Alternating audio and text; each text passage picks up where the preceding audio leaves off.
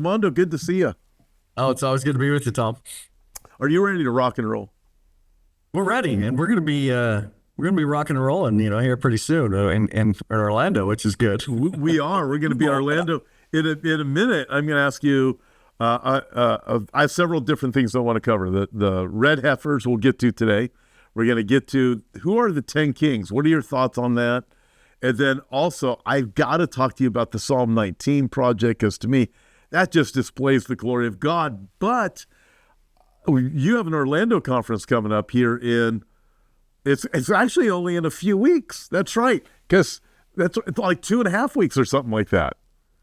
It's coming fast, and of course, all of us are busy doing a lot of things. But yeah, this conference is coming, and I'm excited because you're gonna be actually in Israel, Lord willing, and I get to interview you right on live stream. We're gonna kind of zoom you in or something, where we get to see what's going on there in the land and any updates that are happening there. And just again, prophetically, as we know, things change every single day. So that'll be one of the neat events of the conference itself. We have 20 speakers and others, which again, everybody's favorites. It'll be a great time. But again, to bring somebody in all the way from Israel, that'll be good. It's going to be fun. So theoretically, all Lord willing, I'll be in Galilee when we live stream. I think it's going to be kind of late for me there, but perfect time for all the folks that are in Florida for first time I've missed Orlando in a long time to be there in person. But I'm actually going to be there, and I'm going to be live, and you get to put me in the hot seat. You're going to ask me questions, so it's going to be pretty exciting. Yeah, should be good. So, people want information, prophecywatchers.com, check it out. They can live stream as well, and or they can be there in person. We're almost sold out there in person, and so if people are interested and they want to come, they better get on it. Otherwise, they can live stream. Yeah, that's cool. By the way, we have here shortly after that on Good Friday, April 18th, we're hosting a Seder in California, 412 Church in Temecula, which I need to get you out to sometime for like a Sunday night or something like that, like a prophecy update when you're here. And but so I've been doing these every year for about 30 years, Mondo, and hosting them. But somebody else leads the Seder, Bob Probert, a gentleman named Bob Probert. And then this year we're flying in Josh Aaron from Israel to lead everybody in worship. And it's really cool. It's not going to be live streamed. It's not going to be on the website or anything. It's an in-person only Passover, and it's so. You've done those before. It's so cool, and this one with Bob is so interactive, and it's fun. It's engaging, and get to worship with Josh Aaron during it in a very small setting. It's gonna be cool.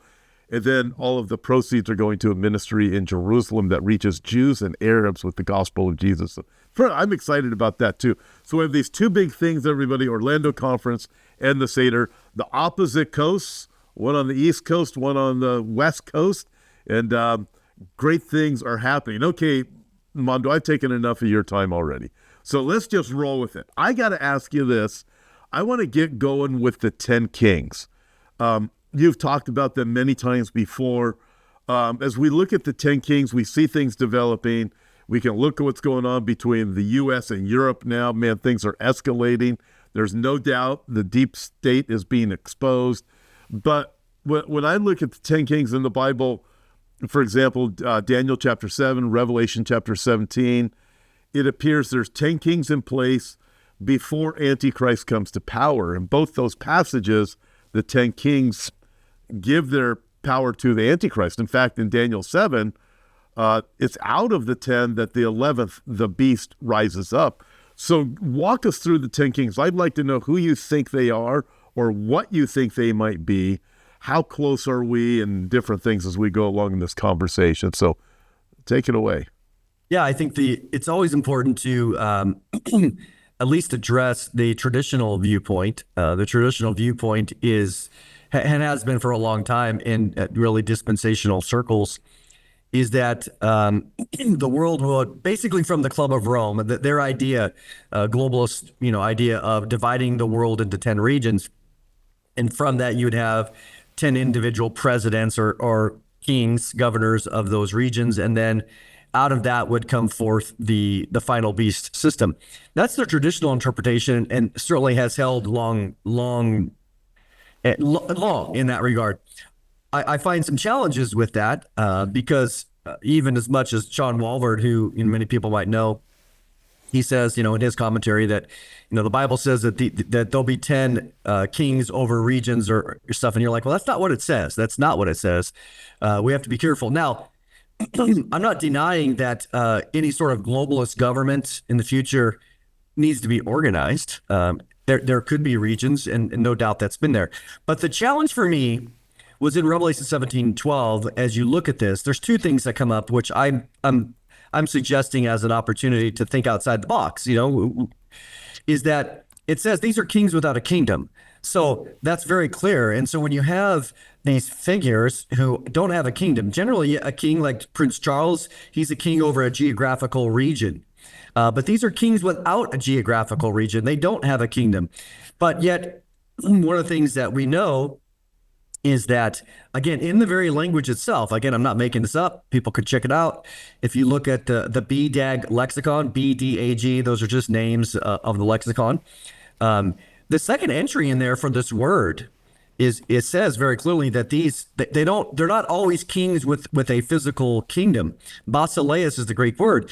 It can mean somebody that has unusual or transcendent power. And so when you look at that, you have kings without a kingdom, which no geographical region, and you have people with unusual influence or power.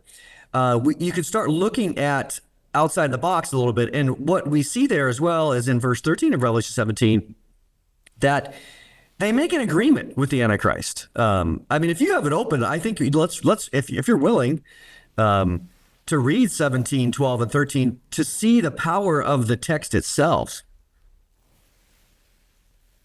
As I see here, and I've got a question on here. So verse 12 says the 10 horns which you saw are 10 kings who have received no kingdom as of yet, but they receive authority for 1 hour as kings with the beast. These are of one mind, and they will give their power and authority to the beast.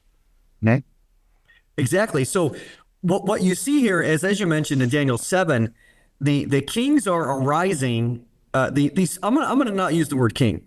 These influencers, these power brokers, that's what the word is. These power brokers, unusual power, they are rising up and they are establishing the foundation of the beast system. And so when we think about all that, eventually comes a point where this figure, the 11th horn, arises after them, and they make an agreement with him.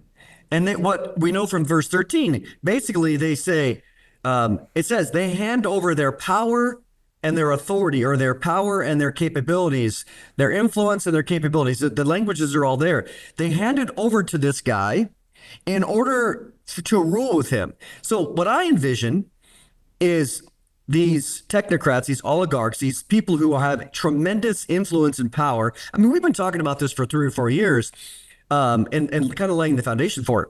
And so there's going to come a point where the Antichrist comes to them and he says, hey, look, in order for me to accomplish what I'm going to accomplish, I've been given authority from the dragon, to rule for 42 months, the last half of the tribulation, with unlimited authority. We know that from Revelation 13. I need to have the ability to censor. I need to have the ability to track. I need to have the ability to surveil. I need to have the ability to cause a mark for economic reasons, left and right. And so I need all this, and I can't do it without technology.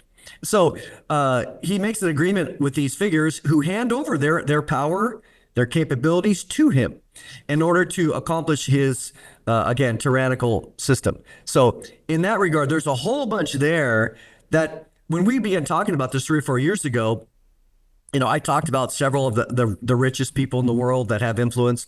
And then now, and it's been very fascinating because in my latest rendition of my presentation on this, I got a picture of Bezos, Musk, all of them sitting right there at the inauguration of Trump. And now, of course, we've seen Musk sitting at the right hand of King Trump and providing for him all of his resources. As we know with Doge, what did he do? He got all these smart young kids, created algorithms that did not exist, and said, I want you to search all of the government infrastructure, bring it together where you have all this disparate forms of software that's not unified. I want you to take into consideration all the different ways of the government thing, and I want you to find things.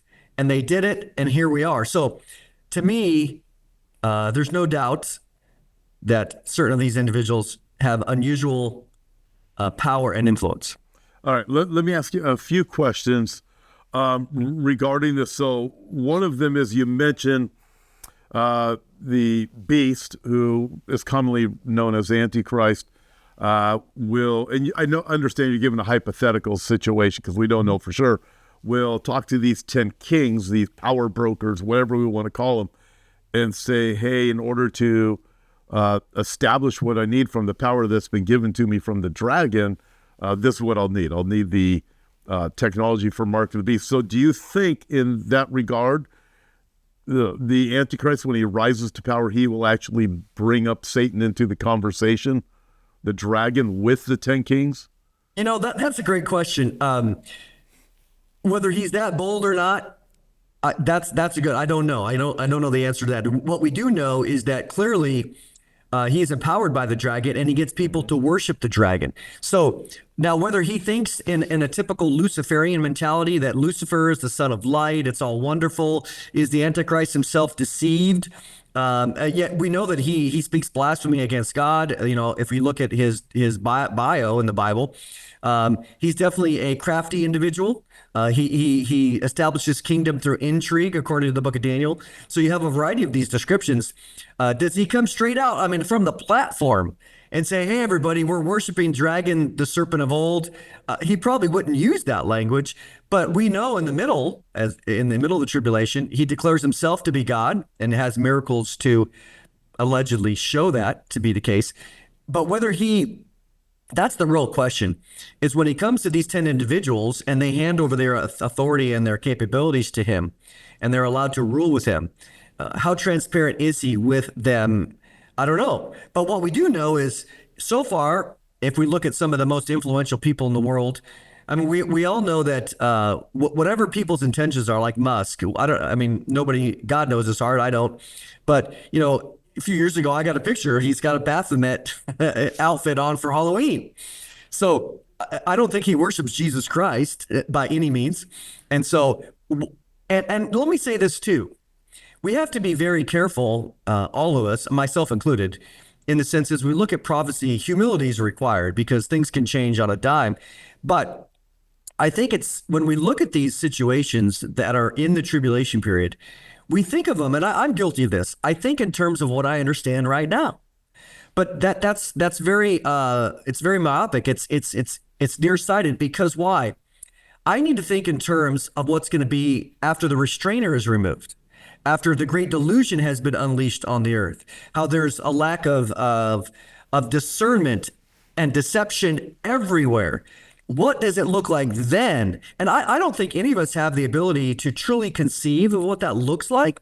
And so, as always, we present these paradigms in ways to say, will these technocratic figures or others be completely sold out and deceived into worshiping the dragon after the restrainer is removed?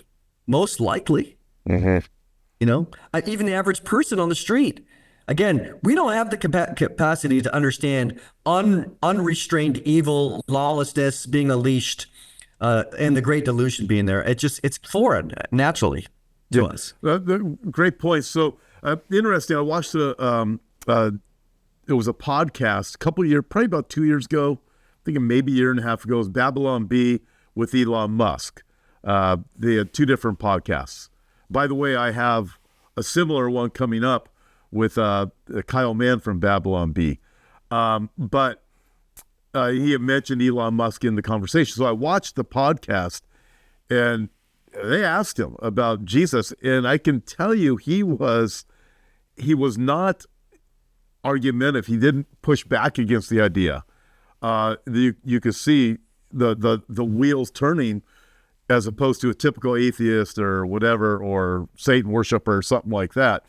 And I think so I'll give you another illustration or give you this thought, not illustration, but this thought. So years ago, go back about 40 years, I sold drugs for the Mexican mafia. And I won't go into all of the details, but a few years after that, I got saved. And my life changed. And it started to change since I got saved, and that was 37 years ago now. So you look at the process of it, and you got to look at some of these people that are now, I would consider technocrats, Elon Musk being one of them.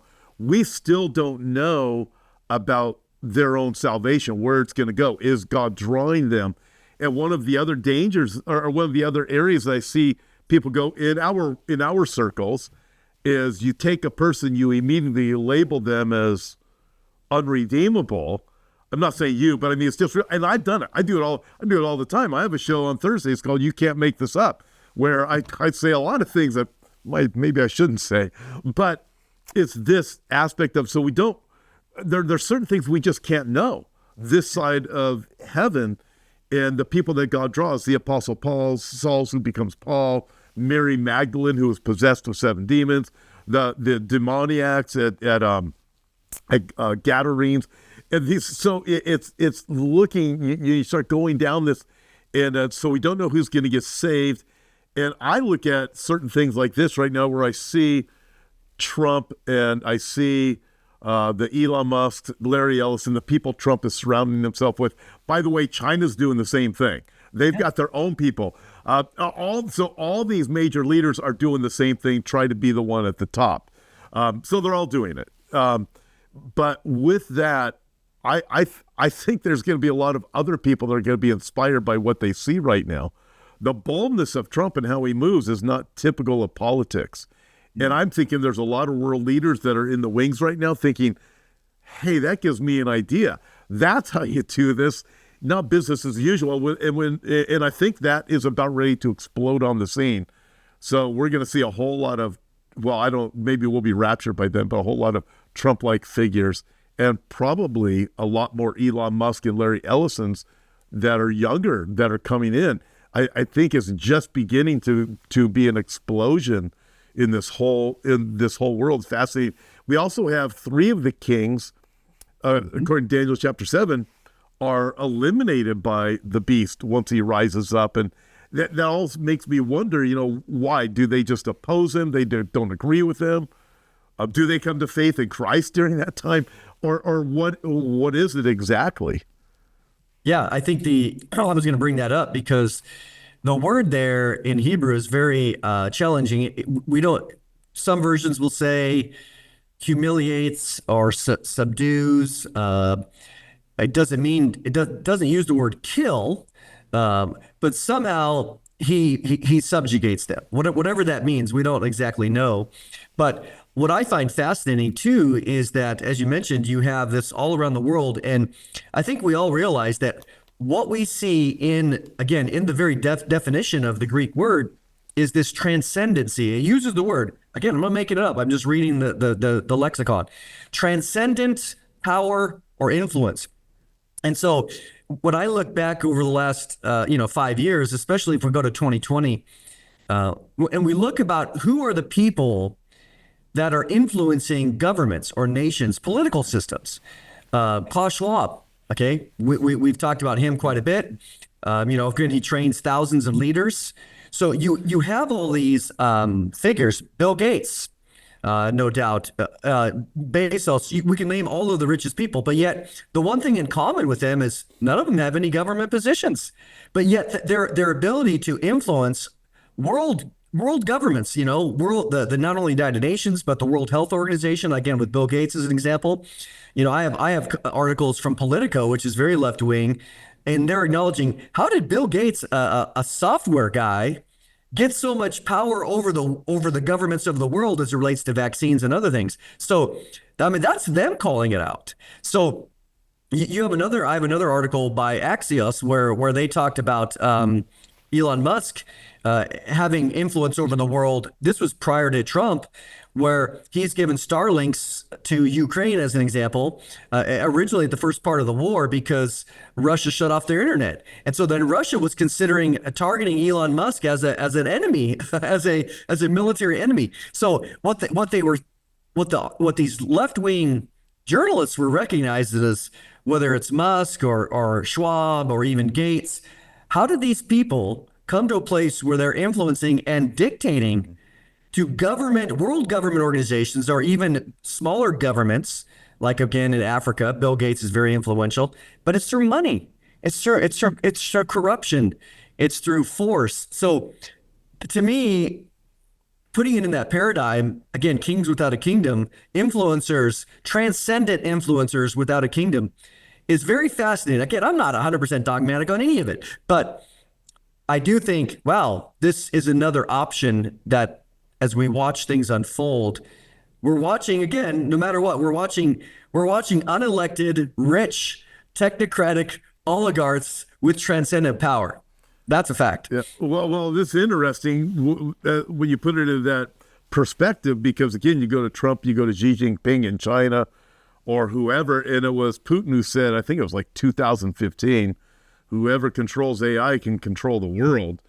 So you look at this, okay, you look at Trump surrounds himself with, Xi Jinping, same thing, and what are they doing? It's these people who obviously are exceptionally powerful, and the Biden administration, Zuckerberg made it very clear lately, well, the Biden administration basically said, we need you, and you've got to do this for us, because even though the Biden administration was manipulating, nevertheless, they need the power of a Mark Zuckerberg. So it's fascinating when George Soros has been doing this for years. You know, just before the technology became as big as it has as of late. So I look at these dynamics. I find them very fascinating. With the 10 kings in Revelation chapter 17, it says they have no kingdom as of yet. And I think it's verse 12 we read. So now commentators would say that is a reference to John writing this back in 90-95 AD when he wrote the words of the book of Revelation where he says, as of yet. What are your thoughts on that? Yeah, no, that's it. I have had the same question in my own. It's like, well, is he writing that and saying, well, that they will be regional governors over 10 future kingdoms that will then be the foundation of the beast system. Again, that's the traditional interpretation. I think what you see there is two things. Again, that's possible. But one of the reasons that I don't lean in that direction, because two other things. One is, again, the very language. These people, they can be transcended. They don't have to be. They could be actual governors. But secondly, it says that their rule in verse 13 says that they hand it over and then they get their rule. So their rule is their kingdoms. Their rule is their ability. Again, their rule comes after the Antichrist, not before. So to me, if we say it's not as of yet, that you still have the foundation of the 10 kings, you go, well, now they're still ruling. But 13 says they don't rule until they get it in an agreement. When they hand it over, they get to rule with him for an hour. So their rule with him is not prior. Their rule is after. And then the second thing that I find interesting is we understand similes, right? You know, like and as. Well, it's very clear in the Greek that it's the word hos. It says that they rule as or like a king. Okay? So if I say, hey, I have something like an apple in my hand, that it's not an apple, it's like an apple. It has similarities. And so the fact that they rule in a similar way as what you would imagine as a king would be, but they're not an actual king. That's why I look at it as being interesting. It's they're kings without a kingdom. So again, I could be all wrong, which I might be. But those are the reasons why I would lean in that direction, because what we're seeing in this kind of 10 king paradigm or a technocratic paradigm, we're watching it unfold before our very eyes. And so it's, again, that could end up being wrong, but it seems pretty strong right now, especially when we look at, for example, Klaus Schwab in his book, The Great Reset or the Fourth Industrial Revolution. He has there in the appendix, and he says quite clearly, the way that we are going to establish globalism, which is his goal, he says it's through technology. And he lists 21 different technologies of how they are going to use technology to establish a globalistic system. And so if we look at what we're looking at, it's not necessarily, Prince Charles that has technology. It's these, even the American government, we know there's military things that people do, AI and stuff. But if you look at the greatest proponents of AI or even the quantum computer, it's all these private technocrats, these governments. And so no doubt, and I would say this, that Biden provided the template for the beast system, as you said, because when he wanted to control the narrative and information, he said quite clearly, for example, well, we're not going to require any medical vaccines on anybody. That's not our job. But he let the companies do it. And then when he wanted to stifle information, he went to Zuckerberg, as you said, or even at the time, Twitter, and they squashed any contrary narrative. Well, that's exactly, that's Revelation 13. I'm not saying, of course, Biden's not the Antichrist, but the use of technology to control worldwide the narrative. Again, Twitter's worldwide, Facebook's worldwide. They were able to do it everywhere. And that's why we see if it doesn't follow, we see this in Britain and stuff. If you don't follow the government's perspective, they're going to want to shut you down. We see this in Brazil, right, as well. But if you're willing to follow these leftist, globalistic ideas, then you get free reign, but you got to shut down the contrary alternative viewpoints. So we've seen kind of a template of how these technocrats have been used already to uphold a globalist type governmental mentality in the different governments of the world. Mm-hmm. And even in that, as we see them, they're working together, really. Some of the politicians, some of the non-elected officials, and then the guys in the tech world, they're all technocrats, I guess you would say. And then with that, the case in point regarding it's the corporations. They're taking the lead on things. Facebook would be one example, Google another, right on down the list. Elon Musk with, SpaceX. So when we look at that, NASA only did so much. Elon Musk comes along and says, wait a minute, this is crazy. We can do so much more. It took private enterprise to really develop this. And that's what's happening. It's also, I think, Mondo, not a coincidence that what we have going on in the world right now is the rise of these tech billionaires all coming at the same time. Well, Israel is in focus. We have Russia issues. We got China issues. We have central bank digital currencies, all of the tracking and everything. This couldn't have all happened in a particular generation unless God was the one who was sovereign that made sure these people became billionaires and were willing to invest their money in everything, including an Elon Musk and the Zuckerbergs and right on down the list. We wouldn't have SpaceX. We wouldn't have Starlink. We wouldn't have these things that are necessary unless it all happened. And so I just don't see it as being a coincidence that it all happened at the same time. I find it very fascinating. And what you're saying is also very fascinating, too. It caused me to look at it a little bit more. I want to ask you about this in a minute. I know I want to get into the red heifers. I want to get a Project 19. We've been talking almost a half hour already, but I want to ask you about the feet of iron and feet of clay. I'm assuming, Daniel chapter 2, the dream of Nebuchadnezzar, I'm assuming there's 10 toes there also because we have the feet. I want to ask you about that also. It's partly strong, partly weak. And it's this last days empire. We get there in a second, but I want to ask you again, how can people connect with you? What's the best way? Yeah, if they go to prophecywatchers.com, it's our home base. You can go there and see how to watch us. And, we have a big footprint, television and podcasting and print magazines and other things, social media. So they can go there and find that. And we have some stuff there, but the main thing is, what do you want to see? You want to see us on your TV? We got Roku, you name it. So very cool, prophecywatchers.com. And there's a conference coming up in Orlando I think it's only 2.5 or 3 weeks away, right? 3 weeks away? March 27th. The people can see you. You're right there. That's your picture. And March 27th through 30th, Orlando, Florida. Again, prophecywatchers.com. You can scroll down and see that banner. That's the banner you'll see. And people can live stream it. Again, we have over 20 speakers that are going to be there. And It really is. It really is a great time. It's a great time. You get a lot of choices of who you want to listen to, which topics, and again, all the topics are very different, and everybody has their own really niche of what they want to see and hear. And I'll be live streaming with Mondo because I'm going to be in Israel at the shores, well, in a hotel in Galilee. So where I'll be when we're actually live streaming.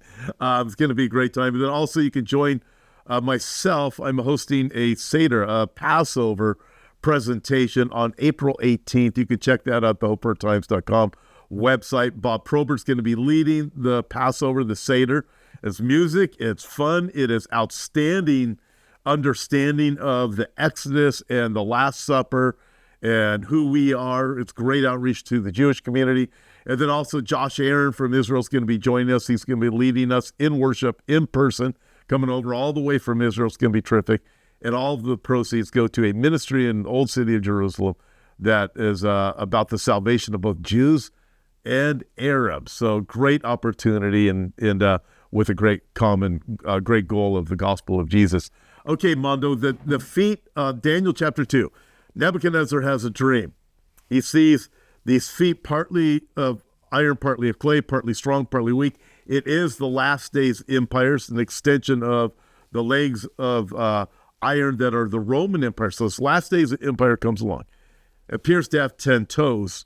I'm guessing that's 10 toes because there's feet. I don't know if it actually mentions 10 toes. It mentions toes in the dream. But so why do you think, just your thoughts, it's partly strong and partly weak? Well, what are your thoughts there?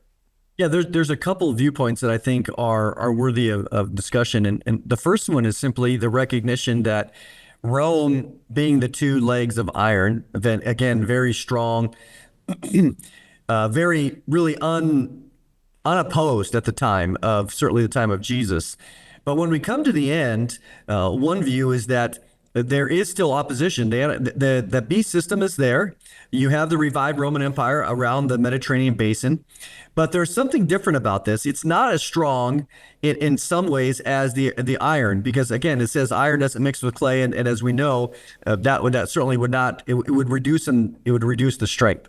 So that's one viewpoint, because what we do see in Daniel 8, Daniel 11, Revelation 16, other passages where the Antichrist, people got to remember this, that in the first half of the tribulation, he's consolidating himself. He arrives on the scene, we know, at the agreement with the Jews in Daniel 9:27, but he doesn't rule for 7 years with unlimited authority over all tribes, tongues, and peoples.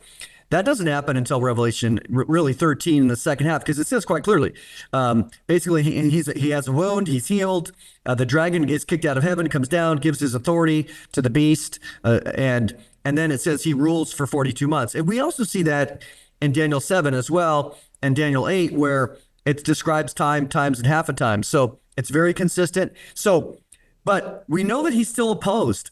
The king of the south, the kings of the east. So a lot of people will look at it that way, that even though it is his influence extends over the world, again, all tribes, tongues, nations, people, he still is opposed by certain. So therefore it is weaker than the original Roman Empire. The other angle, which I find interesting as well, again, something to ponder, is in Daniel 2:43, where it says that they will not mingle with the seed of men. And so you're like, and it's talking about the iron and the clay there. And it says they will not mingle with the seed of men. Well, in typical linguistics or hermeneutics, you go, well, who's the antecedent of the pronoun they?